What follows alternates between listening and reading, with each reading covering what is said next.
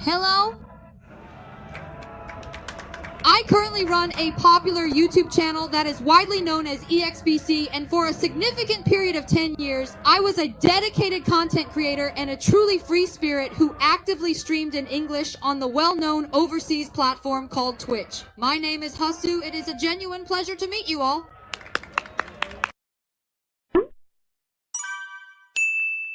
I just introduced myself as a free spirit, and today I've prepared a talk on the topic of the most precious value of freedom and Korea's choice for the future.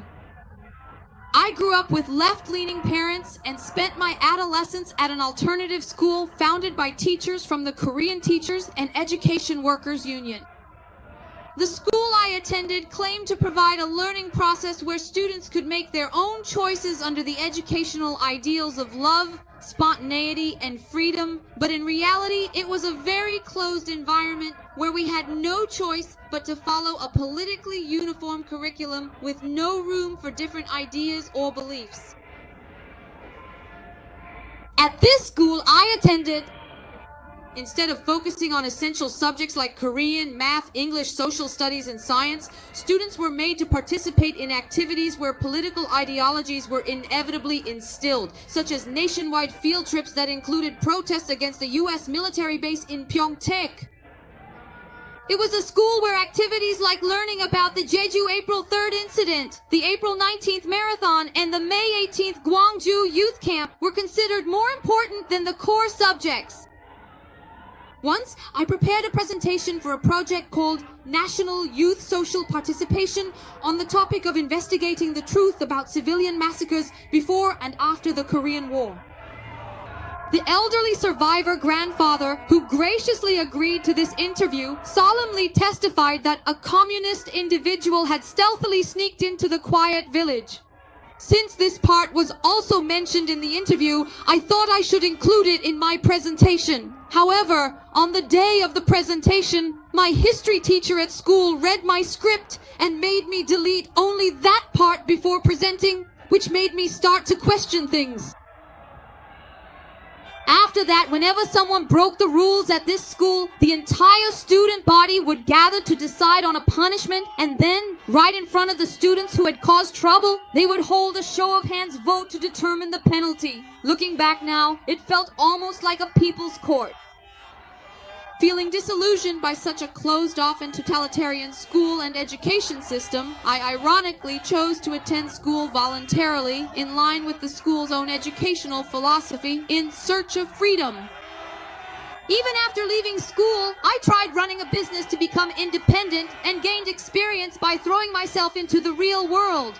Through this, I realized that contrary to the harmful effects of the overheated capitalist competition I learned about in school, taking responsibility for my own life and forging my own path was actually much freer. A life with responsibility, doesn't the very fact that we can choose it make us even freer? Also, as I broadcast in English, I have been exposed to a variety of perspectives from around the world. From a global viewpoint, Korea is seen not through the lens of the victim mentality we learned in school, but as a miraculous country that in just a few decades after the devastation of war has grown into one of the world's top 10 economies. In fact, even though we were one of the poorest countries in the world right after the Korean War, wasn't it because we chose liberal democracy and a market economy that we were able to become the economic powerhouse leading today's semiconductor and IT industries? So, how was such a miraculous achievement possible? This was the result of the wise decisions made by exceptionally outstanding leaders. In 1948, when the Republic of Korea was founded, the Korean peninsula stood at a crossroads. Would it follow the path of communism and dictatorship like North Korea, or become a liberal democracy? President Syngman Rhee made a clear decision to join hands with the United States and adopt a liberal democratic system instead of the communist regime in the north supported by the Soviet Union. This choice was by no means an easy one. In fact, it's said that at the time, 70% of South Koreans preferred socialism. However, President Syngman Rhee, the world's very first anti-communist and a remarkable figure who seemed to know the future as if he had traveled back in time from 2025, was certain that socialism would inevitably fail. As if he knew everything, he founded the Republic of Korea with an American-style market economy and liberal democracy. And then, what happened in 1950? Yes. Due to North Korea's surprise invasion, the Republic of Korea was on the brink of collapse. Among my former American viewers, there are some whose fathers or grandfathers fought in the Korean War. They were proud of the freedom preserved on this land and of the Republic of Korea, which achieved remarkable prosperity. Why did we fight so fiercely against socialism and communism? It's because what we truly desire is the inherent value and fundamental freedom of the individual, and those profound ideals can never truly coexist with the oppressive systems of socialism or communism. Everyone Cho Kuk, a former member of Sanomaeng, once made this ridiculous statement. He said, "I am both a socialist and a liberal." He claimed, "I believe these two can coexist." That's like saying, "Please give me a hot iced Americano." Isn't that what it sounds like? It's a contradiction and nonsense. Can you toss a coin and have both heads and tails come up at the same time? Despite the sacrifices and efforts of soldiers around the world and our founding generation, in 2025, South Korea once again stands at a crucial crossroads of choice. Do you remember the great game in the 19th century when Britain and Russia fought for supremacy? Now the world is facing a second great game, with the United States and China competing for dominance. The United States, as the leader of the liberal democratic camp, seeks to maintain the existing order, while China, rising as a new hegemonic power, wants to create its own international order. The conflict between the US and China is not just a military confrontation, but an ideological war between liberal democracy and totalitarian communism, and a global struggle entangled with economics, security, and hegemony. So what choice should South Korea make in this second great game? I've seen not only most leftists, but even some conservatives say that we should pursue security with the US, economy with China. In other words, rely on the US for security and on China for the economy. Trying to play both sides between the US and China like this is a very dangerous idea. Has the Korean Peninsula ever been able to remain neutral like Switzerland, even once when caught between great powers? Where did the first Sino-Japanese War take place? Where did the Russo-Japanese War take place? Where did the Korean War break out? All of them happened on the Korean Peninsula. You could even say that geopolitically, the Korean Peninsula is the worst place in the world. Surrounding us are countries like Japan, China, and Russia, and to the north, there's even the North Korean regime, a terrorist state armed with nuclear weapons. Is there anywhere with a worse geopolitical position than ours? From the start, neutrality is impossible for the Korean Peninsula. Even in the 19th century, the world's hegemonic power was the British Empire. And at that time, it was engaged in the so-called Great Game with Russia, which was challenging that hegemony. It was called the Empire on which the sun never sets. Britain, as it was called at the time, dominated the world's sea routes and maritime power. The challenger, Russia, did not have a warm water port in the east, that is, a port that doesn't freeze over year-round. This means they couldn't build a powerful navy. To challenge Britain's maritime supremacy, a strong navy was essential. So Russia tried to secure a warm water port by moving south toward the Baltic Sea and the Crimean Peninsula. But every time they were blocked by the British Navy.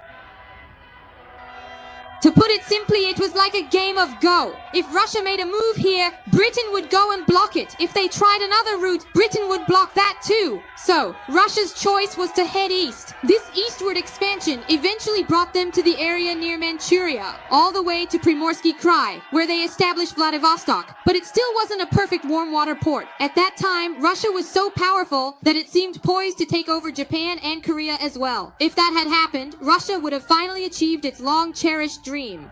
Wouldn't that have been just before Russia secured a warm water port? This was in the mid-19th century. At that time, Britain had too many colonies all over the world.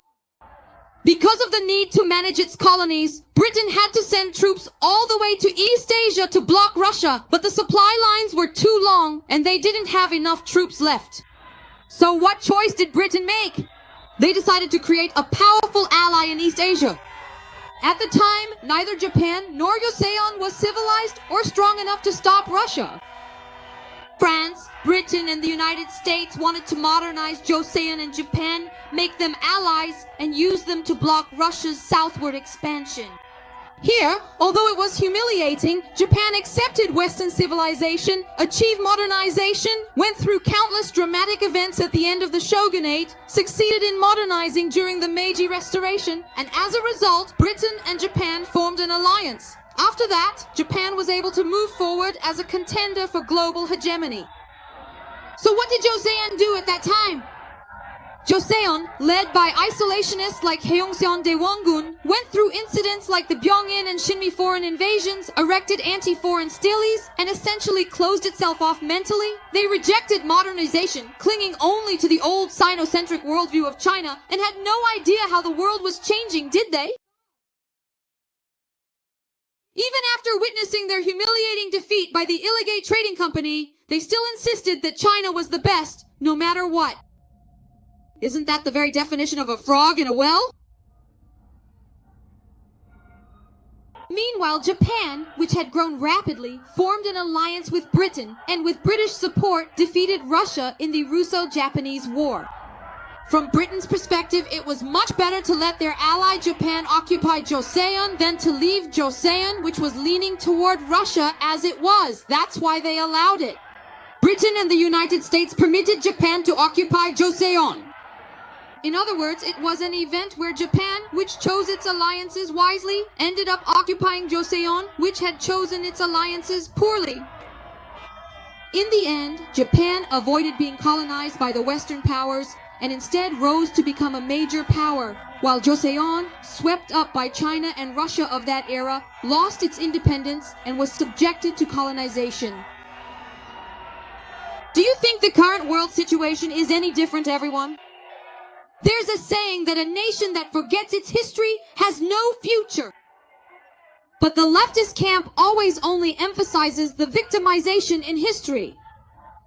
They constantly say, remember the history of being colonized by Japan, be angry, and just try to indoctrinate emotions, but they rarely discuss why we became a colony or what happened to the country of Joseon.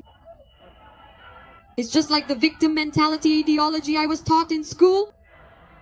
But among the Western powers, shouldn't we focus more on learning why only Japan in East Asia was able to avoid colonization and why Joseon fell rather than just being indoctrinated with a victim-centered history for the sake of our future?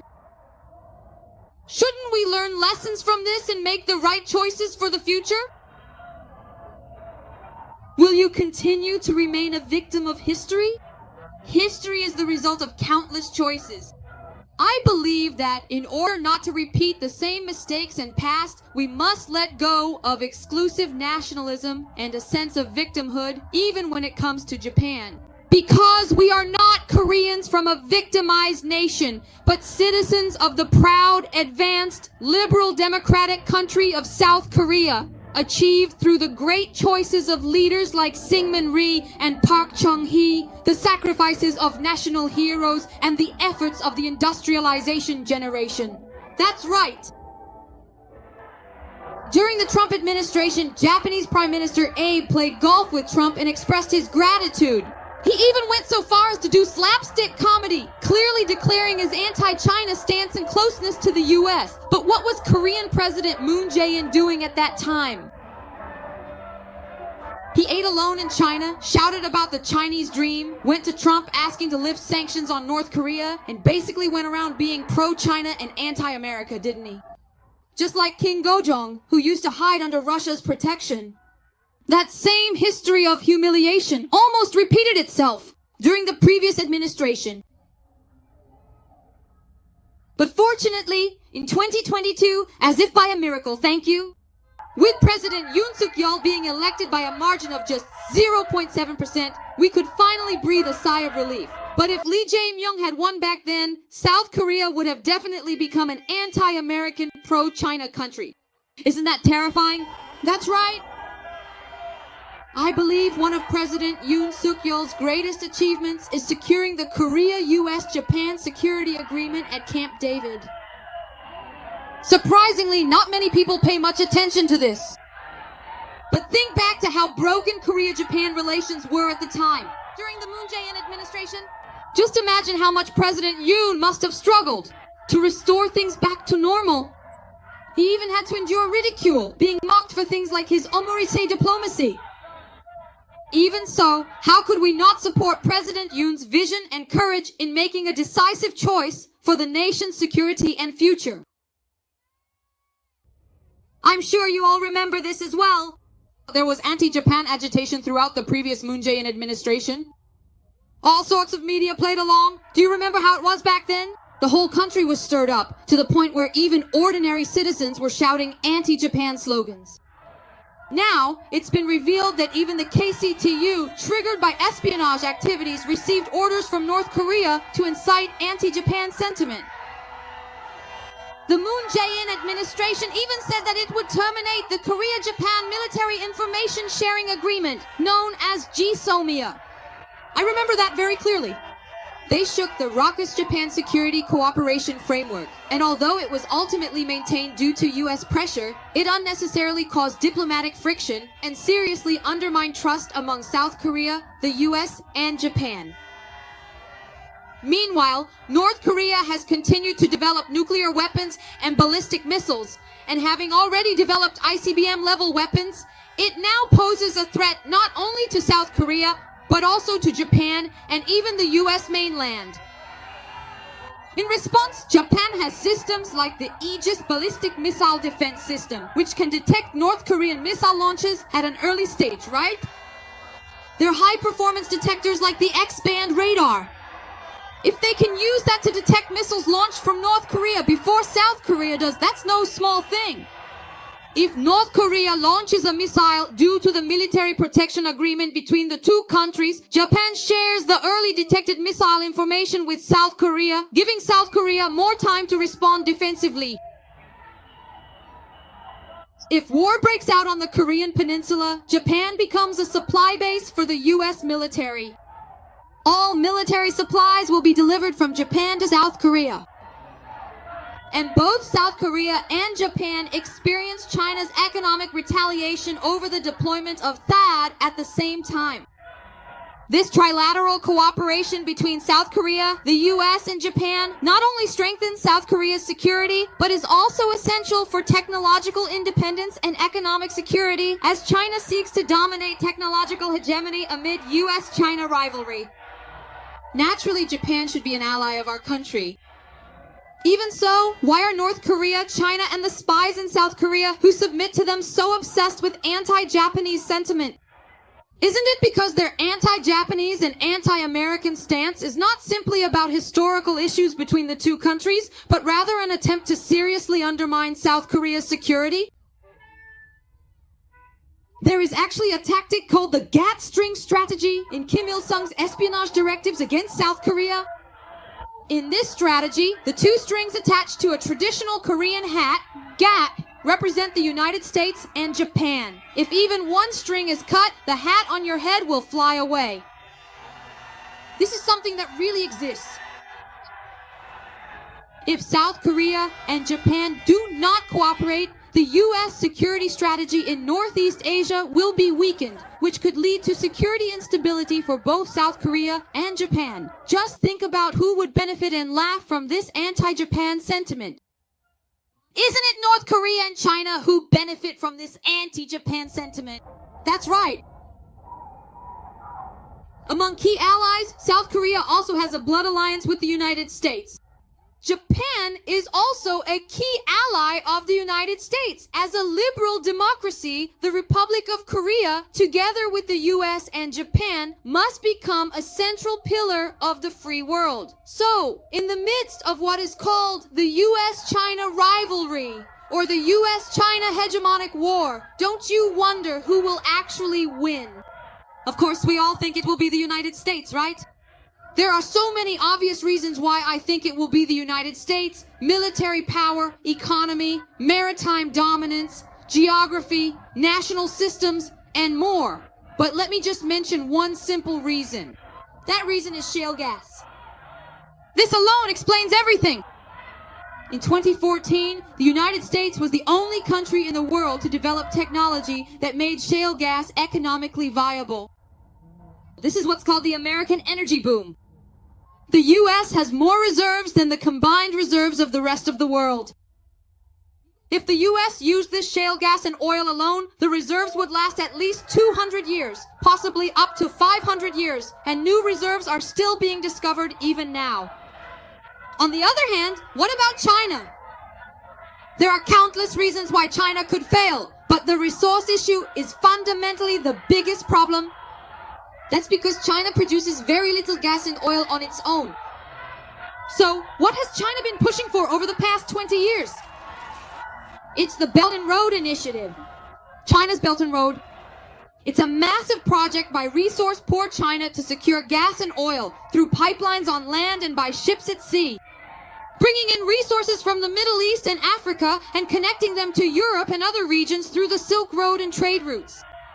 It's the means for realizing the Chinese dream by paving these routes. Although the US blocked the land pipelines, unlike the US, China faces a huge handicap: its sea routes. Which country do you think currently dominates the world's sea routes? That's right, it's the United States. And why is that? Because the powerful US Navy stands guard. So why do you think sea routes are so important? That's right. The reason wars break out in the world is all because of shortages of food and resources. When a country can't produce enough food and resources on its own, it goes to other countries to take them by force. But if food and resources could be secured, international wars would decrease significantly. So that person just explained how food and resource issues can be resolved. We either have to produce food and resources domestically or import them through free trade. From what I've heard, our country's food self-sufficiency rate is only about 25%. That means we can only produce enough to feed 1 out of every 4 people. That's why we absolutely must engage in trade. Free trade is essential for our country. So what did Korea do? At first, we started by producing things like textiles, fabrics, and sneakers, selling them abroad, and using that money to buy food and oil. Now we sell TVs, cars, smartphones, batteries, semiconductors, and so on to purchase food and resources. That means we no longer need war. There's no need to take things by force anymore, thanks to free trade. But in this trade system, isn't the most important thing the means of transportation? Airplanes are too expensive, so they account for less than 1 or 2% of global trade. There are also limits to what can be done by car. The cheapest and most efficient way is maritime trade using large ships. Naturally, whoever dominates the sea routes will dominate global hegemony. That's how World War I and II happened, because Britain and France, as hegemonic powers, controlled the seas and took over all the colonies. Germany, which lacked such power, started 2 world wars, didn't it? After World War II, the United States, having seized hegemony, maintained control over maritime dominance and granted freedom of navigation to all pro-American and allied countries. This was done to prevent another world war. In fact, there has never been such a hegemonic power in human history. No hegemonic power has ever opened up maritime routes that could allow others to take its own resources. That is the essence of liberal democracy, a market economy nation. However, as you all know, there is now a country challenging America's maritime hegemony. That country is China. China has begun to challenge America's maritime hegemony. China began to build up its navy in order to challenge America's maritime hegemony. But even so, China faced a significant strategic handicap. It is blocked from accessing the Pacific Ocean by its neighboring allies, South Korea, Japan, Taiwan, the Philippines, and Vietnam. For China to directly threaten the United States, it needs to be able to access the Pacific Ocean directly and reach the U.S. West Coast. But it can't get there. It's blocked. That's why China began trying to win over these neighboring countries. In particular, South Korea, which has a strong nationalist left, has become a primary target for this strategy. They stirred up anti-Japanese and anti-American sentiment, encouraged people to vote for the Democratic Party, and gradually began the process of Sinicization. South Korea is also a participant in the Belt and Road Initiative. Although the US carried out many operations to hinder the Belt and Road Initiative, the Chinese Communist Party poured enormous sums of money into the project. And now it looks like the Belt and Road Initiative is on the verge of collapse. Because of this, China is losing astronomical amounts of money.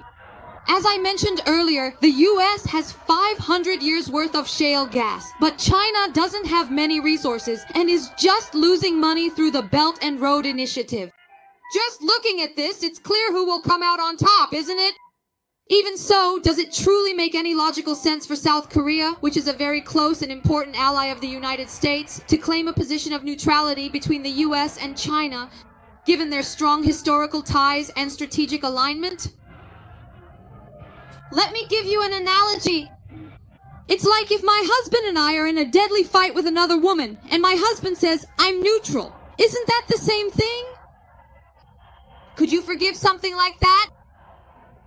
From the US perspective, after helping so much, if its ally South Korea sides with America's enemy, its main enemy, and cozies up with China saying, "I'm neutral," when a conflict breaks out between them, do you think the world superpower, the United States, would just let Korea be? The US would take out the traitor nation together with China all at once. That's how it would go. That's how fearsome a country it is. Any country the US has designated as its main enemy in history, it has always destroyed. It has never failed. The Nazis, Imperial Japan at the time, bubble economy Japan in the 1980s, the Soviet Union, Middle Eastern terrorist states.